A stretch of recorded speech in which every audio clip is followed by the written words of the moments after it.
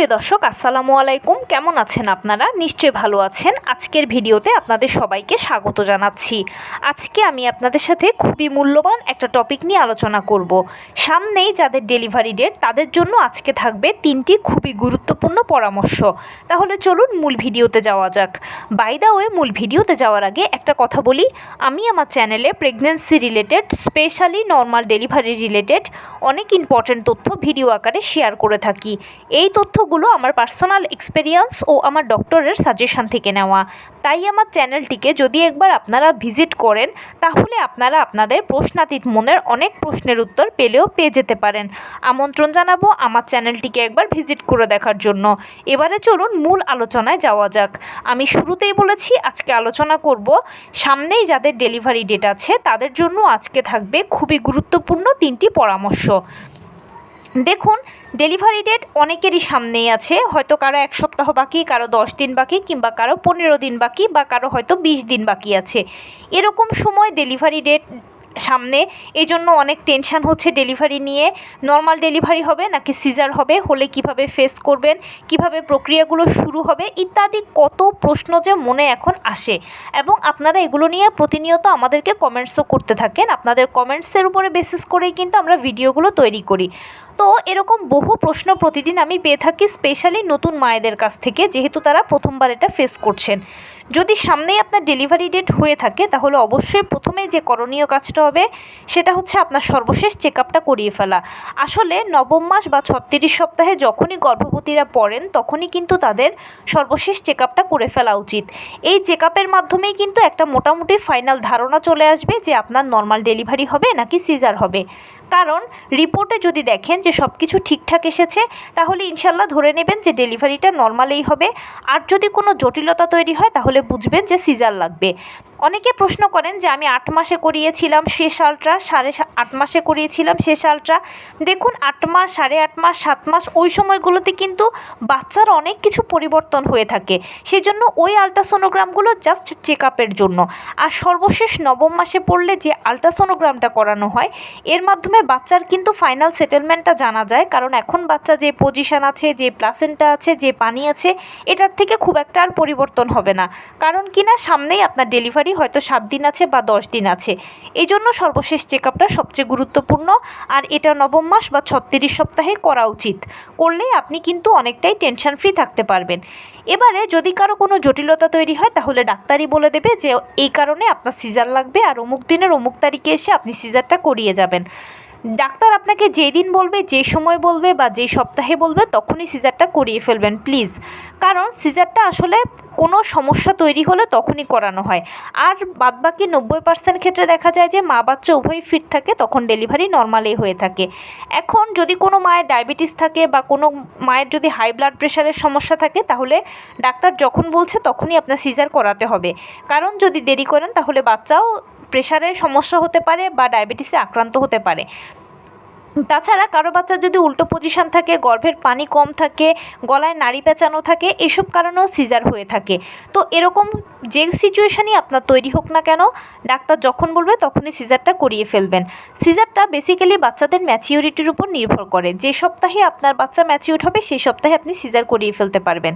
সিজারের ক্ষেত্রে অবশ্যই অ্যালার্ট থাকবেন যে কোনো নাম সর্বস্ব বা কোনো চমকপ্রদ বিজ্ঞাপন দেখে হসপিটাল কিংবা ডাক্তার চুজ করবেন না। অবশ্যই ভালো একজন ডাক্তার ও ভালো একটা হসপিটাল চুজ করবেন। কারণ সিজার হচ্ছে একটা ছোটোখাটো অপারেশান, অতএব অপারেশানের আগে পরে বিভিন্ন ধরনের ঝুঁকি থাকে। তাই ডেলিভারির ক্ষেত্রে অথবা দুটো মানুষের জীবনের প্রশ্ন যেখানে, সেখানে কোনো কম্প্রোমাইজ নয়। অবশ্যই ভালো একজন ডাক্তার ও ভালো একটা হসপিটালের আন্ডারে আপনি আপনার সিজারটা করাবেন। এতে আপনিও ভালো থাকবেন, বাচ্চাও ভালো থাকবে এবং ফাইনালি সব কিছু ভালো হবে। ইন ফিউচার আপনি যখন আবার বাচ্চা নিতে যাবেন তখনও কিন্তু অনেকখানি রিল্যাক্স থাকতে পারবেন। এবারে যারা নর্মাল ডেলিভারি পেশেন্ট বা যাদের সব কিছু ঠিকঠাক আছে, অথবা ডাক্তারও বলতে পারে যে হ্যাঁ আপনার সব যেহেতু ভালো আছে তাই নর্মালে হওয়ার চান্স আছে, তখন সেক্ষেত্রে যেটা করবেন ধৈর্য সহকারে অপেক্ষা করবেন। খুব বেশি উত্তেজিত হওয়ার প্রয়োজন নেই। মনে রাখবেন নর্মাল ডেলিভারিটা হচ্ছে একটা প্রাকৃতিক পদ্ধতি। এখানে প্রথম থেকে শেষ পর্যন্ত প্রতিটি ধাপ প্রাকৃতিকভাবে শুরু হয়ে প্রাকৃতিকভাবেই শেষ হবে। জোর করে ডাক্তার দিয়ে টানা হ্যাচড়া করে স্পেশাল কোনো ব্যায়াম করে বা স্পেশাল কোনো ওষুধ খেয়ে বা স্পেশাল কোনো কিছু করে কিন্তু নর্মাল নর্মাল ডেলিভারিটা করানো সম্ভব নয়। মহান আল্লাহ তাআলাই ঠিক করে রেখেছেন যে কবে কোন দিন কোন সময় আপনার সন্তানকে আপনার কোলে দেবেন, ডেলিভারি প্রক্রিয়া শুরু হবে, ঠিক সেই সময়ই আপনার ডেলিভারি প্রক্রিয়া শুরু হবে, আপনার সন্তান আপনার কোলে আসবে। তাই আপনাকে অবশ্যই অপেক্ষা করতে হবে এবং ধৈর্য সহকারে অপেক্ষা করতে হবে। এখানে একটা কথা বলি, অনেকে আমাকে প্রশ্ন করেন যে আপু আমার একটা ডেট পার হয়ে গেছে, দুটো ডেট পার হয়ে গেছে, আমি খুব টেনশানে আছি। দেখুন, আমি বলেছি নর্মাল ডেলিভারি একটা প্রাকৃতিক পদ্ধতি, তাই এখানে আপনাকে অবশ্যই অবশ্যই অবশ্যই অপেক্ষা করতে হবে। অপেক্ষা ছাড়া অন্য কোনো বিকল্প নেই। আর মনে রাখবেন, নবম মাসের 37 থেকে 40 সপ্তাহ হচ্ছে নর্মাল ডেলিভারির আদর্শ সময়। নর্মাল ডেলিভারিগুলো 37 থেকে 40 সপ্তাহের মধ্যে অটোমেটিক হয়ে যাবে, এটার জন্য বাড়তি কিচ্ছু করতে হবে না। ডাক্তার আপনাকে প্রথম কনসিভ করার পরে যে ইডিডি বা এক্সপেক্টেড ডেলিভারি ডেটটা দেবে, সেই সম্ভাব্য তারিখে যদি ডেলিভারি হয় তাহলে তো আলহামদুলিল্লাহ, যদি না হয় তাহলে আপনি আবার ডাক্তারের কাছে যাবেন। ঘাবড়ানোর কিছু নেই, আপনার ডেট পার হয়ে গেছে বলে এটা নিয়ে টেনশন করবেন না, অবশ্যই ডাক্তারের কাছে যাবেন। ডাক্তার আপনাকে চেক আপ করে এক্সট্রা 7 দিন সময় দেবে। সেই 7 দিনের ভেতরে ডেলিভারি হয়ে গেলে তো ভালো, আর যদি না হয় আবারও ডাক্তারের কাছে যাবেন। এবারও ঘাবড়ানোর কোনো কারণ নেই, আরেকটার মাত্র ডেট পার হয়েছে। ডাক্তারের কাছে গেলে ডাক্তার আপনাকে চেক আপ করে আরও 2 দিন, 3 দিন, 5 দিন সময় দেবে। এভাবে সর্বোচ্চ 3 ধাপে আপনি 40 সপ্তাহ পর্যন্ত অপেক্ষা করতে পারবেন। অতএব আপনার হাতে 3টে ডেট আছে, আপনার হাতে 40 সপ্তাহ আছে। একটা ডেট পার হয়ে গেলেও ঘাবড়াবেন না, দুটো ডেট পার হলেও ঘাবড়ানোর কিছু নেই, আরও একটা ডেট সামনে আছে, তাই ধৈর্য সহকারে অপেক্ষা করবেন। 40 সপ্তাহের পরে গেলে কিন্তু সিজারের চিন্তা করতে হয়।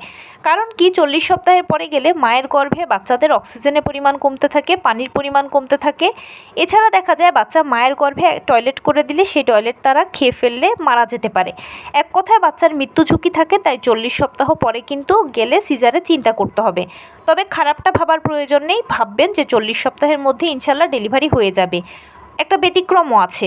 ব্যতিক্রমটা হচ্ছে কি, যখন কোনো মা খুব ভালো সাপোর্ট দিতে পারে, বাচ্চাও ভালো সাপোর্ট দিতে পারে, চেক আপে যদি ভালো আসে সব কিছু, তখন কিন্তু 41 সপ্তাহটাও দেখা হয়। অনেক সময় 41 সপ্তাহেও ডেলিভারি হতে পারে। তবে একদম টেনশান নেবেন না, 40 সপ্তাহের মধ্যে যে কোনো সপ্তাহে অটোমেটিক হয়ে যাবে নর্মাল ডেলিভারি। এটার জন্য প্লিজ কোনো টেনশান করবেন না। এ সময় আসলে আমরা টেনশান করি না, টেনশানটা অটোমেটিক চলে আসে পরিস্থিতির পরিপ্রেক্ষিতে। তবুও কি, টেনশান করলে কি হয়, গর্ভের ভেতরে বাচ্চা মারা যাওয়ার একটা চান্স থাকে। কারণ টেনশানের ফলে প্রেশার বেড়ে যায়, প্রেশার ওঠানামা করে, এতে বাচ্চার ক্ষতি হয়, এটা বাচ্চাকে সরাসরি ইফেক্ট করে। সেই জন্য যে কাজ করলে আপনার টেনশান কম হবে সেই কাজটা বেশি বেশি করবেন। এই জন্য যেটা করবেন সেটা হচ্ছে অবশ্যই নিয়মিত হাঁটাচলা করবেন, টুকটাক কায়িক শ্রম করবেন, লো কমেটটা ব্যবহার করবেন। অনেকে মাঝে মাঝে প্রশ্ন করেন যে আপু লো কমেট কি? ফ্লোর বা মেঝের সাথে সংযুক্ত যে কমেটগুলো থাকে সেগুলো হচ্ছে লো কমেট। সেই লো কমেটটা নিয়মিত ব্যবহার করবেন এবং অবশ্যই আপনি যেই ধর্মের অনুসারী হন না কেন বেশি বেশি করে উপরওয়ালাকে ডাকবেন। মনে রাখবেন এটা আপনার জন্য একটা সময়, আর এই সময়ের হাত থেকে উপরওয়ালা আপনাকে খুব ভালোভাবে উদ্ধার করতে পারবে। অতি অবশ্যই নিশ্চিত করবেন সারাদিনে আপনি যা যেরকম খাবার খাচ্ছেন সকল ভিটামিন, মিনারেলস, ক্যালসিয়ামগুলো যেন ঘুরে ফিরে আপনার বডিতে যায়, আপনার থেকে যেন বাচ্চা পায়। ডাক্তারের দেওয়া আয়রন, ভিটামিন, ক্যালসিয়াম ওষুধগুলো নিয়মিত সেবন করবেন। 12 থেকে 14 গ্লাস পানি পান করবেন। আর এ সময় যে খাবারই আপনি খান না কেন একটু কুসুম গরম খাবেন। কুসুম গরম খাবারগুলো গর্ভের পানিকে ধরে রাখতে সহায়তা করে। অনেক সময় আপনারা শুনে থাকবেন যে নবম মাসে গেলে সব ঠিকঠাক থাকে, শুধু গর্ভের পানি কমে যায়। এর কারণ হচ্ছে বাচ্চা এখন বড় হচ্ছে, বিভিন্ন হরমোনের পরিবর্তন হচ্ছে, ডেলিভারির জন্য শরীর প্রস্তুতি নিচ্ছে ইত্যাদি মিলেমিশে গর্ভের পানি কমার এখানে একটা চান্স থাকে। তাই যদি আপনি নিয়মিত কুসুম গরম খাবার খান তাহলে গর্ভের পানিগুলো কমার চান্স নেই, কারণ কুসুম গরম খাবারগুলো গর্ভের পানিকে ধরে রাখতে সহায়তা করে। এটা অবশ্যই মেনটেন করবেন। আরেকটা কথা যেটা না বললেই নয় সেটা হচ্ছে অবশ্যই হসপিটাল ব্যাগটা গুছিয়ে রাখবেন। হসপিটাল ব্যাগটা আগে আগে গোছালে যে সুবিধা হবে, যে কোনো সময় যে কোনো মুহূর্তে যে পরিস্থিতি উপনীত হোক না কেন আপনি ব্যাগটা নিয়ে হসপিটালে চলে যেতে পারবেন। যদি অলসতা করেন, পরে গোছাবো বলে রেখে দেন, তাহলে যদি আপনার ইমার্জেন্সি সিচুয়েশান ক্রিয়েট হয়ে যায় তখন সেক্ষেত্রে আপনার সাথে আপনার অন্যান্যরা, রিলেটিভসরা আপনার হসপিটাল ব্যাগটা গুছিয়ে দিতে চাইবে, বা তাড়াহুড়ো করে আপনারা সবাই মিলে গুছালে প্রয়োজনীয় অনেক কিছু ফেলে যেতে পারেন। আর এক একটা হসপিটালের সুযোগ সুবিধা এক এক রকম, অনেক সময় দেখা যায় যে সবসময় সব কিছু অ্যারেঞ্জ করাটা কঠিন হয়ে যায়। এজন্য আগে আগে হসপিটাল ব্যাগটা গোছালে অনেকখানি রিল্যাক্স হয়ে যাবেন। ডেলিভারির ক্ষেত্রে সবচেয়ে ইম্পর্ট্যান্ট হচ্ছে মানসিক প্রস্তুতিটা। নিজেকে সবসময় এটা বলে বোঝাবেন যে আমার ভয় পাওয়ার কোনো কারণ নেই, যেহেতু আমি মা, আমি সন্তানকে 10 মাস 10 দিন গর্ভে ধরেছি, তাই তাকে আমারই পৃথিবীতে আনতে হবে। আর তাকে পৃথিবীতে আনার দুটো পদ্ধতি, একটা নর্মাল, একটা সিজার। হয়তো নর্মালে হবে, না হয় সিজারে হবে। আর আমি প্রথমবার মা হচ্ছি হয়তোবা, কিন্তু তার মানে এই নয় যে আমার দ্বারা নর্মাল ডেলিভারি বা সিজার এই প্রক্রিয়াগুলো যাত্রা শুরু করছে। প্রতিদিন প্রতিনিয়ত হাজার হাজার মানুষ তাদের সন্তানকে নর্মালে বা সিজারে পৃথিবীতে আনছে। সবাই যদি পারে, আমি কেন পারবো না? সবার মাঝে এমন কি সুপার পাওয়ারটা আছে যেটা আমার মাঝে নেই? আসলে সবাই ভয় পাচ্ছে না, আর আমি ভয় পাচ্ছি। ভয়টাকে জয় করতেই হবে, নিজের ভালোর জন্য করতে হবে, সন্তানের জন্য করতে হবে। তাই এভাবেই নিজেকে সাহস দেবেন, কোনো ভয় পাবেন না, ভয়ের কিচ্ছু নেই।